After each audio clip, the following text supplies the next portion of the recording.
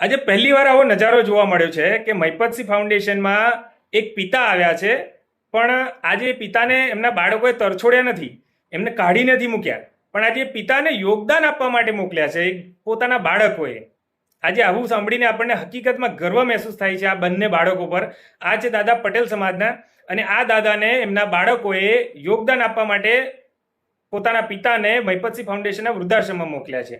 કેમ કે આજે દીકરો કેનેડા છે, કેનેડાથી એમણે 51,000 રૂપિયા પોતાના પિતાને કીધું કે મહિપતસિંહ ફાઉન્ડેશનમાં તમે દાન આપી આવો, અને એમની દીકરીએ 11,000 રૂપિયા રોકડ પોતાના પિતાને કીધું કે તમે મહિપતસિંહ ફાઉન્ડેશનમાં યોગદાન આપી આવો.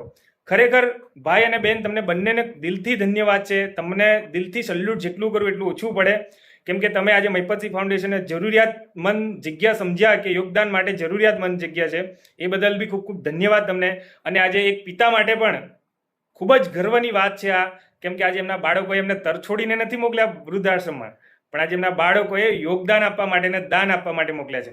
દિલથી સલ્યુટ છે ભાઈ તમને. હકીકતમાં તમારા પર જેટલો ગર્વ કરીએ એટલો ઓછો પડે, કેમ કે આજની યંગ જનરેશનમાં આ કાર્ય કોઈ બાળકો કરવા તૈયાર નથી. દિલથી સલ્યુટ છે ભાઈ તમને. તમે જુઓ જાતે વિડીયોમાં. તમારું નામ? મારું નામ બિપિનભાઈ. બિપિનભાઈ ખાસ 51,000નો સહયોગ અપાયા છે ને? આ મારી દીકરી તરફથી છે. 11,000. શું નામ છે બેબીનું આપનું?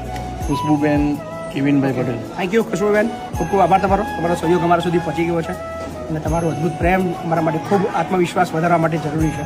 તો થેન્ક યુ, ખૂબ ખૂબ આભાર. આવો સહકાર આપતા રહીએ. ખૂબ ખૂબ આભાર. ઓકે, જીતેન્દ્રભાઈ ચીમનભાઈ સોલંકી તરફથી 5200 રૂપિયાનો સહયોગ છે. શું નામ તમારું? ઉપેન્દ્રસિંહ અમરસિંહ ગઢિયા. વાહ.